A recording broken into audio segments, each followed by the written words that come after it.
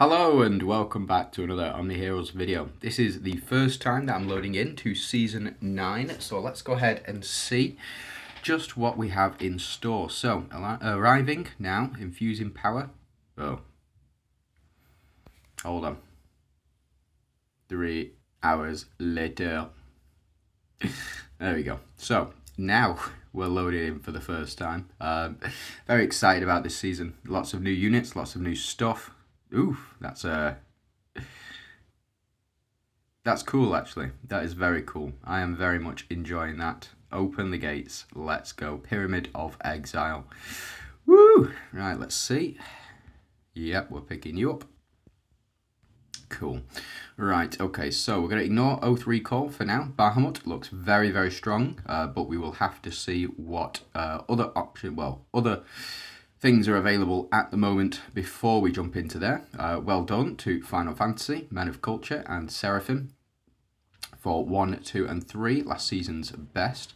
We do have the World Boss Furious Demon. This will entirely depend on how you... this will entirely depend on how many copies of the new unit that you do have. No, I'm not going to attempt it now. Just because I don't have any copies of Bahamut at the moment, but yeah, this will entirely depend on it. So let's jump into rankings. Let's see, I'm currently 36 in my room, excellent, and XM looks to get the top score. I'm currently unranked here. Let's have a look at XM's teams. Looks like Bahamut, yep, I was correct in that Bahamut is the one doing the most damage here and the only one to do pretty much any damage whatsoever. Very cool. Right, okay, so let's see what else there is. So, unveil memories of Snow White's legendary heroes. So let's go ahead and claim these. Let's pick these up. And let's pick these up because we can. And then today's trials. So we do have trials. And it looks like we've got different pictures on different days. So you can go ahead and pick those pictures up over the course of the 7 days just by doing the basics. So challenge Grace Room. 5, 10 times, 20 as your sigils, 10 times in Seraphic Ruins, Rift Odyssey, 25 levels, 2 artifacts, Hope Tree up to 40 and Hope Tree up to 80 by the end of day 1, and you get a nice picture in the background, but we don't get to see that just yet. Odyssey Rank Rush, I got 22nd overall, got up to, it was, what do you call it, Apex 13, I think I got up to. And here we go, Journey Assemble. Let's join now. Let's see what we get. So let's obtain some points. So for each Immortal Summon, we get some points. For every obtaining a Legendary DD hero, we get some points. 200 additional points for each of the new Seasonal heroes, and 150 points for Snow White as well. So yeah, it looks like we just need to get as many of these points as possible. Highest score so far is XM and CU and Flag as well. Very cool. Journey rewards. Let's have a look. We do get these. This is cool. Top 1. And this is an avatar, I believe. Hero Lord. Not bad. And then a green. And then another one. Excellent.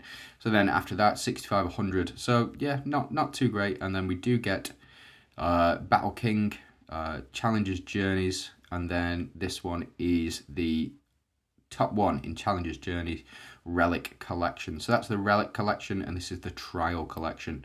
And the overall event, you do get this. Top 1 in Challenges Journey. Don't know what it does. Don't think it does anything. You become the High Emperor. So XM is currently the High Emperor overall. Very cool. So again, not ranked in this one. Not ranked. Overall event. Very cool. Right, okay, let's go ahead. Claim. Oof, and let's step into the new seasonal content. Let's go ahead and see what is different. Hold on. Oh, we missed the sound. Shame. Shame, shame, shame. So let's jump into seasonal content. Let's go explore Ethereum. No, I won't be doing any of the events today. We'll just go through this. So the Eternal Gate, sealed away from Millennium, has finally awakened. Portal countless people visit. Now stands in Shroud and in Mist and Spatial Distortion. What lies beyond this door? And let's go ahead, push the future. After 55 days of battle, you've completed 222 seasonal quests and reached season level 200. Not bad. You have successfully leveled up the Hope Tree. 17,000. Sorry, 1729. The highest rank you once reached was number 3, not bad. During this process, you achieved 58 seasonal synergies. With the assistance of heroes, you've accomplished numerous PvE achievements, 415 in Tome of Ethereum and Apex 12. Sorry, I tell a lie. I was a one-off. I was working on 13. It only took you 1 minute to complete the entire chapter of Tome of Ethereum, surpassing 66% of players. Ha! Rushing through that, it seems.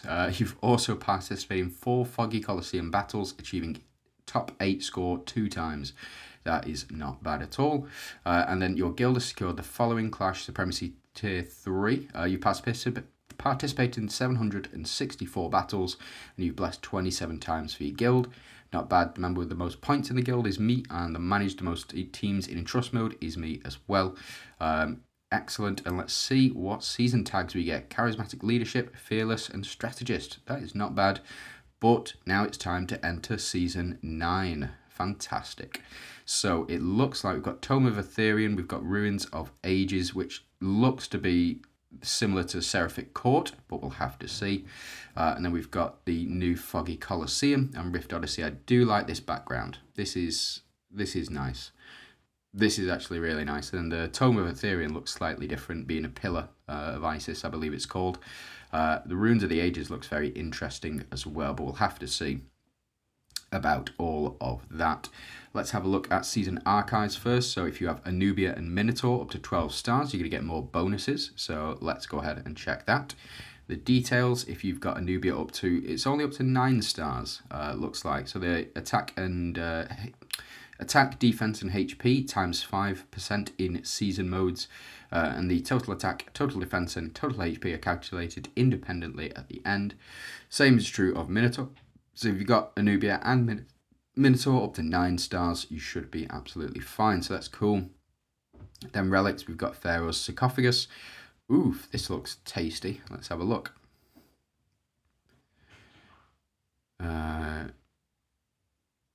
When freezing points reach 20. So another freezing relic. I see. Okay. So that's like Magamater. Kind of, and it is an ethereal Glorian relic as well. That's not bad. Okay, and after casting the relic, restores 100 energy, increase the attack of allies. Okay, that sounds cool. So what do we get initially? So this will be level 1. We get casting the relic. Okay, so this is nice. This is nice. A Glorian ethereal relic that gives you 100 relic energy. That looks fantastic, but it's freezing again. And then Ra's Bark. So I think that's how you pronounce it. If I'm pronouncing it wrong, let me know. When allies accumulate a total of 50 flaming points, damage reduction is increased by 25 points. After casting the relic, restores 100 energy. Oh, another one. So we've got 2 this season. That's not bad at all. And 50% attack and ignition. Allies gain 2 flaming points each time they are hit. Each flaming point increases max HP by 2%. Oh, that is tasty. That is tasty. Each ally can gain up to 5 flaming points per round, so you can get up to 10% health each round. And then when allies accumulate 50 flaming points, damage reduction is increased by 25%. Oh, I like this. Oh, I do like this. So 25%. Plus, then you'd already be at 50% extra HP.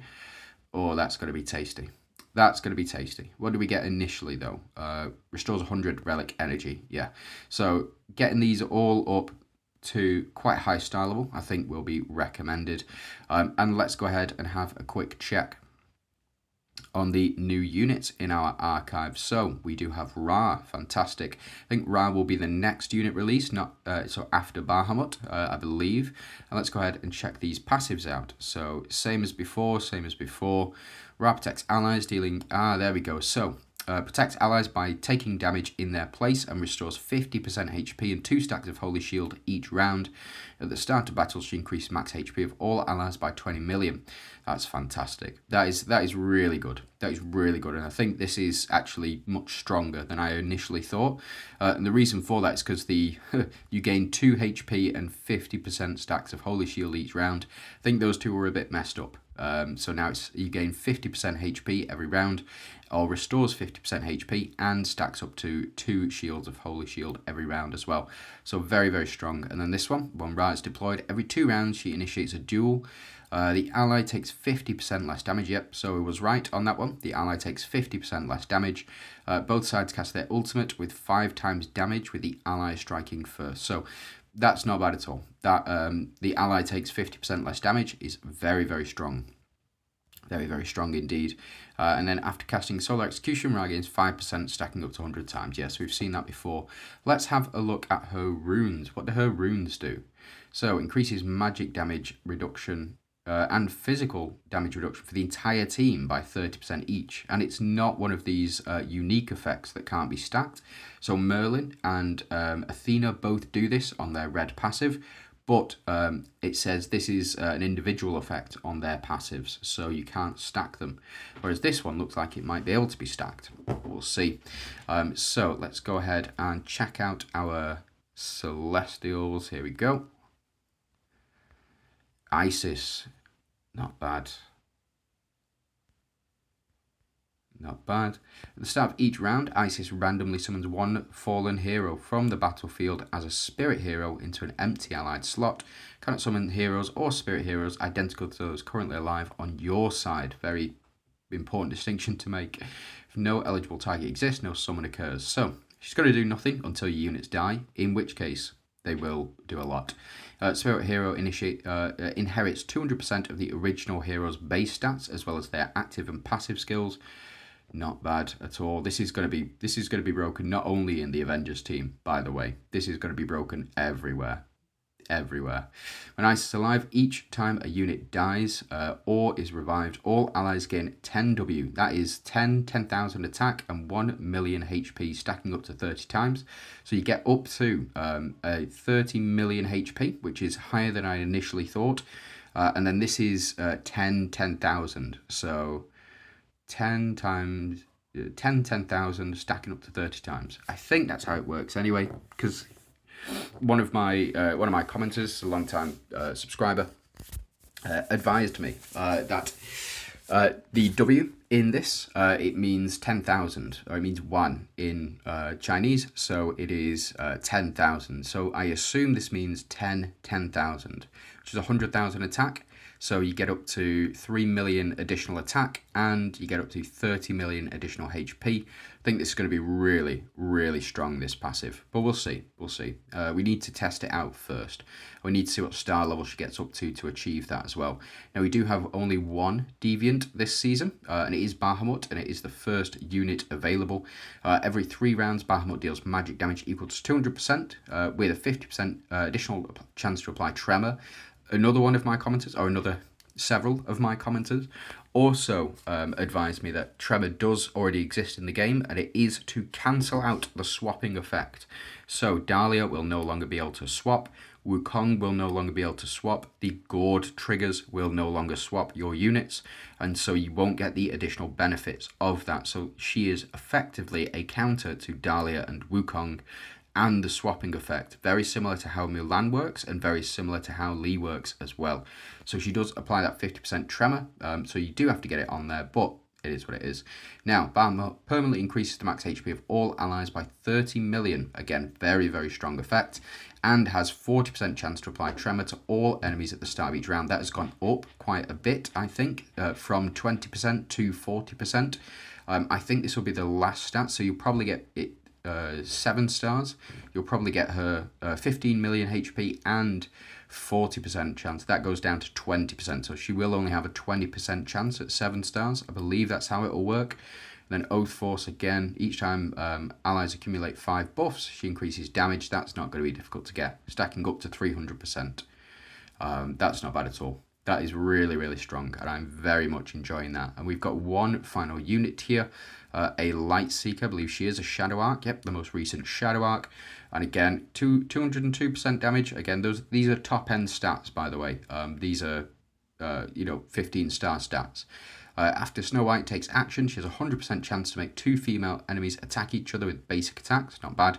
And when her health drops below 30%, she enters Dark Form.